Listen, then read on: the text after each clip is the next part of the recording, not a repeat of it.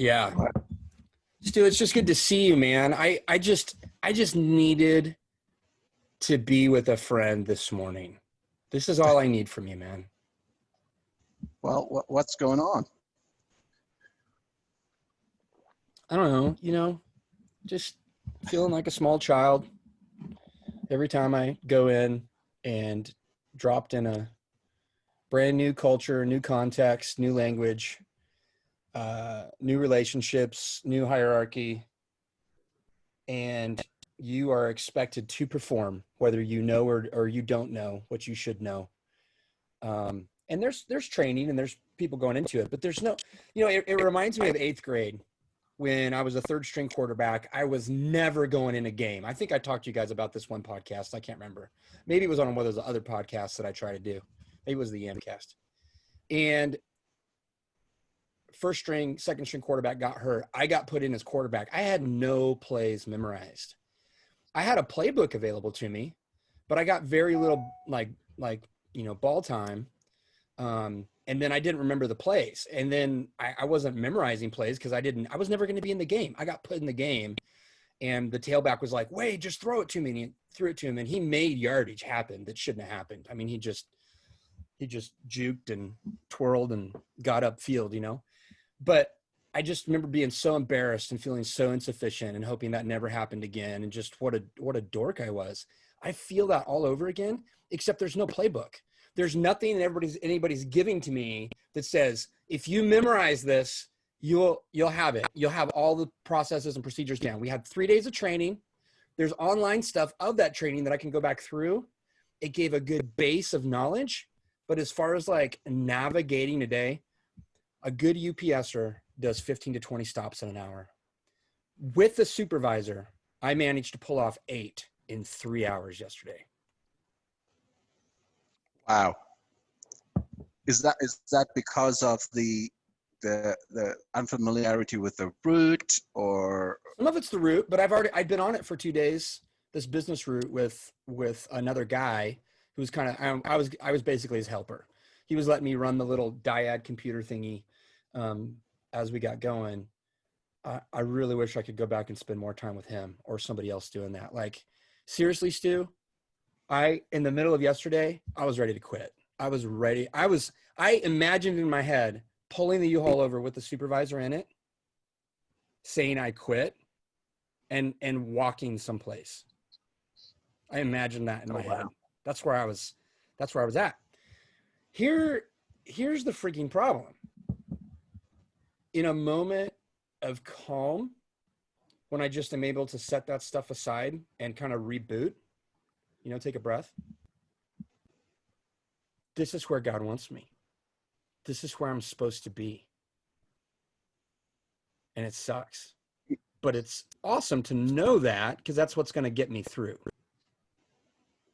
But it's not a cakewalk. It's not delivering Grubhub or driving Uber or Lyft. This is a whole different reality, man. It really, it was easier. It was easier to sell everything we owned and move to Australia and go figure that out than this is. Wow. For me. And maybe it's because I'm not doing it with my wife and with my family. And, we've got folks that we can call, but I don't know. This makes Nazarene upper echelon missionary communication seem pretty good right now. So there's my rant. There's my rant, brother. No, it's I know I'm like hardcore whinging, but it's where I'm at today. Right. I always think today is going to be a better day. And I just remember that stuff that we've heard all of our lives. Some of it's through work, some of it's through inspiration, some of it's through leadership training, some of the stuff I'm remembering and utter my mantras that are just helping me reconnect with like the Lord and like just mentally being able to take put one foot in front of the other, are some of the stuff I've gotten from Spartan over the last, couple of years. Some of it's militaristic and, embrace the suck. Do hard things. showing up is like 95% of every job.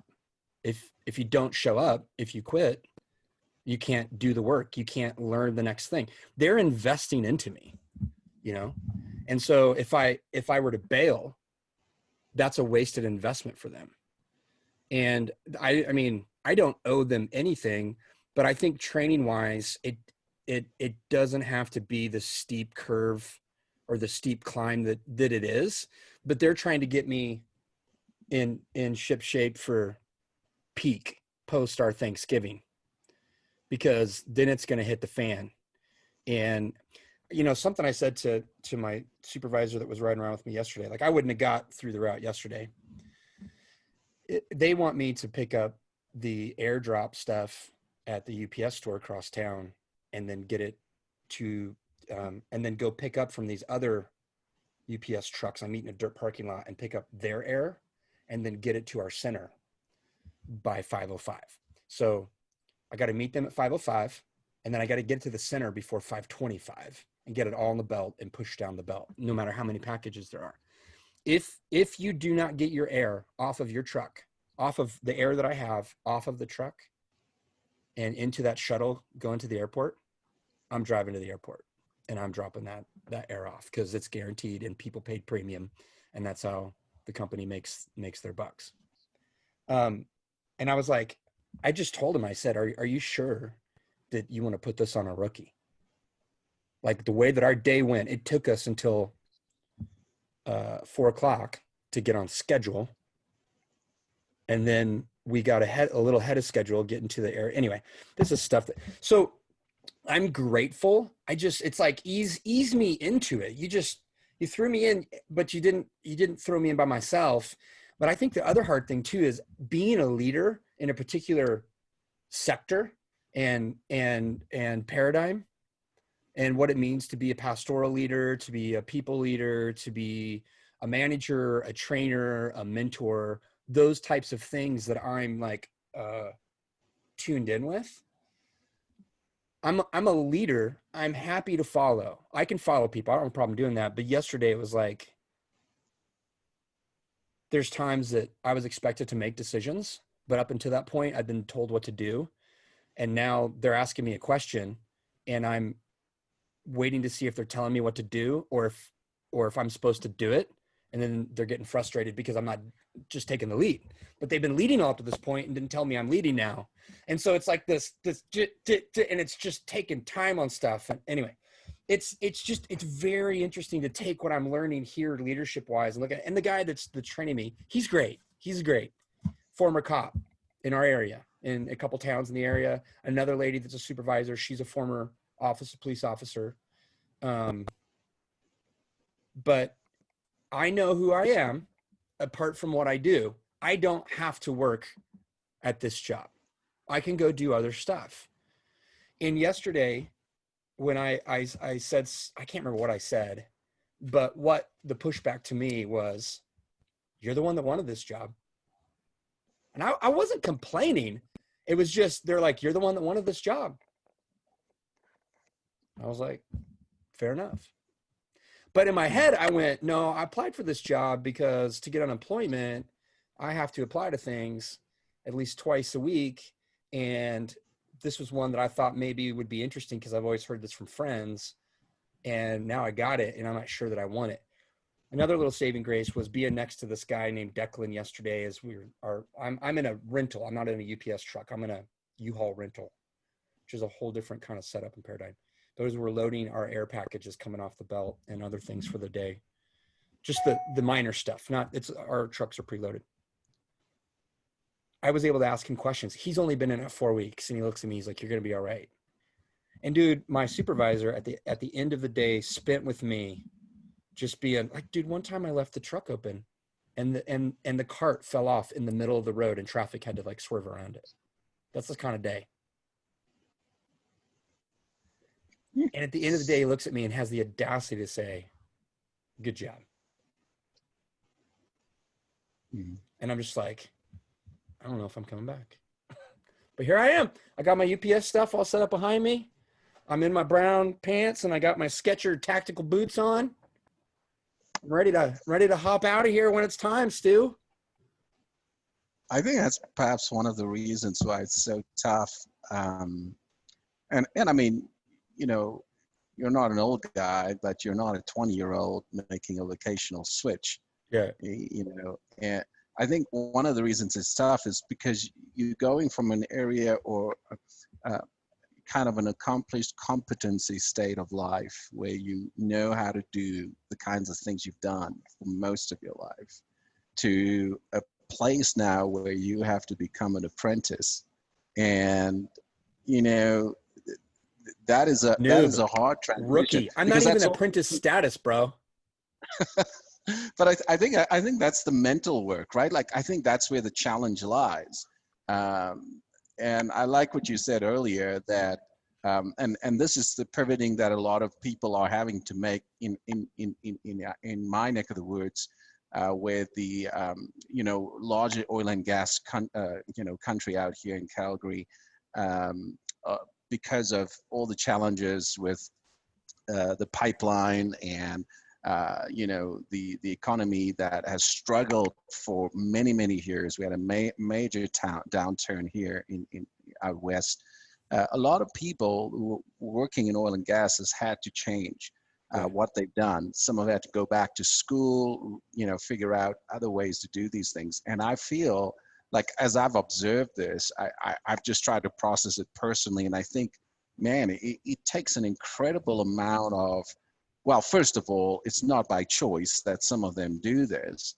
But on the other hand, I think it takes an incredible amount of courage to transition from one thing that you have had and you've done for a while, and all that goes with the familiarity, the experience, and kind of to start fresh. So I empathize with the challenge of that, but I like what you said earlier too.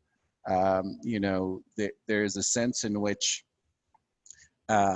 learning to do the job is not the vocation that you are called to. There's something about understanding that this is a means to an end, not the end in itself. Yeah. And it's something that, and I love what I love the story you tell about the cart falling out the van, because that's truck, because you know, I love somebody that can just put things in perspective when you are in such unfamiliar territory, to say, hey, this kind of stuff, you know, is perhaps not as uncommon as you try to figure out how to do the work, and you'll get there. I think that's good mentoring, to be honest. Dude, I get in the truck and my soup is like, bet you never do that again. Kind of tongue in cheek. We were on the way to a high school down the road and to do a quick drop off, and I was like, yeah, man. And he could just tell that it was hard to describe my mental state, because in my head I'm going, I can't get stuck here. Right. I've got to go on to the next thing. But there is some unprocessed dissonance that is being stored in my RAM, and it is making it very difficult to process. And the system is lagging, you know. And here's the next thing he says. He's like, I bet you never do that again. And I'm like, geez, you know. And I'm just trying to check my mirrors, check my gauges, do all the stuff that they're watching for me to do to see if I'm doing it. This triangle of, like, you know, checking the curbs, checking the mirrors, I mean, you're just, and he goes, Goose Faba. And I go, Clayton, I actually know the movie that you're referencing right now. It's Adam Sandler and Jack, is it Nicholson? I always get the golfer and the actor mixed up. Yeah. Nicholas is the golfer, right? Yeah. Nicholson is the actor. Yeah. It's Adam Sandler and Jack Nicholson, and they're in an anger management group, and it's Goose Faba. And then he starts making other quotes that I won't quote here from the movie. And I'm like, you know, we good. So we were able to go from these really, like, intense, either learning or corrective or disaster recovery to he'll bring down the temperature a little bit and kind of let me reboot. After I did the cart, he's like, take this package, scan it, go walk it off to that apartment. Didn't have to ask me twice, you know. Here's how the day after we got on the road, we were already late. He's like, we gotta go. You gotta be safe, but you gotta go. And I'm just like he's showing me what it's like, right? And can I deal with it? They're not asking that. It's just I'm asking myself that. I'm realizing that's what this is. We are still a couple miles away from the first drop off. That's huge. It's like a D&B supply. It's like a farm supply shop. And there's all kinds of equipment and boxes and hardware and tools and whatnot. And it's clogging up the back. We can't get to anything else. So we got to do this one first. And we're at a stoplight and I've done everything right. I'm good on this drive. Like hey, we're getting the day, we're going, you know, we're going to get on, like I'm good. This couple pulls up next to us in the car, white haired guy, older guy on the passenger side, gets our attention. He goes, your back is open. And he's like, what? He's like, pull over up here. And I left turn lane, wait for the light, pull over. But all the time we feel like our back, he's like, I go, man, I locked that. I double checked it. I locked it. I'm going to pull up here for the side street. He's like, pull the bleeping car over and get out and check it. And we're on a double street with no margin, with no shoulder. It goes double street sidewalk. We're a block from Northwest Nazarene University, next to a Carl's Jr. fast food place. And I'm like, okay. I mean, he told me, so I do it. And I'm just like, I can't even get the keys. Like I can't get the keys and the hazards and the emergency brake and pull in my mirror and I get out, go back. It's locked. It's shut. It's locked. It's latched. There's a picture on the back of the U-Haul, a graphic that looks like the door is halfway open and there's a lamp and a couch and a basketball. And the guy had said, your door's halfway open. Nothing's falling out, but your door's up. And my soup was like, he was like, woo! Because did I really do that? Like I double checked it. So what did he say after that? He was just staring forward like, dude, this guy's a cop, right? Like he learned a whole new system when he moved to Boise and became a Boise PD, was there a number of years. Then he went to a different community here next to Nampa called Caldwell, and he was Caldwell PD. He was thrown into situations again and again and again where you have to remain calm, you have to make a decision, and you have to lead and you have to go and you have to deal with whatever's in front of you. So he's good, but he's staring. You can just see him processing like, well, I got back in. I go, that guy was messing with us. The back is closed. And he goes, is there a picture on the back that shows it open? I go, I can't remember. And then we stopped and looked. He's like, there's a picture. Anyway, dude, yesterday, they say that your first day on your own is the hardest and it's just going to be horrible. And you just got to know that. And you just got to do it a stop at a time. I hope it's not worse than yesterday. I don't want to make it worse than yesterday. I want to learn the lessons now. I've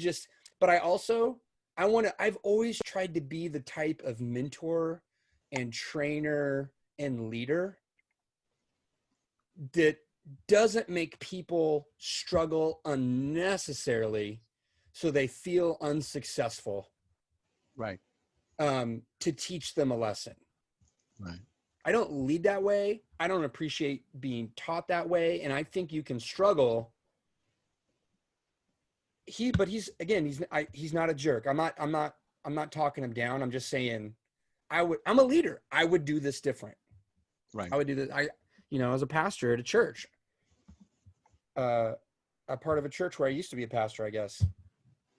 You're always thinking, if you visit a church, if you see a church online or whatever, you're always thinking, oh, I would say that different. I would do that different. I would set this up different. Like you're shuffling the cards in your head, I don't have time to think about that. Then I just go, why am I so destroyed inside right now? Like why? And you know what? I'm just going to try to keep smiling, not be an idiot and not get stuck. Mm-hmm. Mhm. and learn the lessons. And so each day I get to the end of the day, I forgot to yesterday, but this morning I wrote down before we got on, what things do I remember from yesterday? What's the date? And I'm just keeping a running tally from today's date down of things that I'm learning. And I just want to skip to week 3. I want to skip to week 4. Are you, what time do you start today? I got to be there at 9:30, Okay. and he's having me do some paperwork. So I'm just supposed to go find him So you straight got away. about I didn't even 7. figure out how to set up to get paid. Like I'm still, I got to ask that question this morning because I've been emailing HR and all this different stuff. But dude, I know that there's churches where it's frustrating. Um, there's no, you know what it is? There's no honeymoon period with this. Right. Right.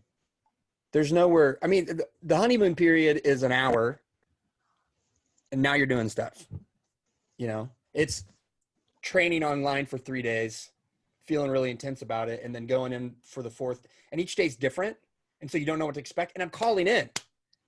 So I didn't know if I was working this morning till 7 o'clock, and I called in and he said, yeah, come in. Okay. What do you want me to do first? Check in or process, or do you want me to come see you? Come see me. I got you doing paperwork. Okay. That's all I know about today. Yesterday, I worked 9 hours because we got out with air. We had to go back to the UPS store, and they close out at 5:30. And then we got to drive across town and we got to drop off our ground and do the checkout process.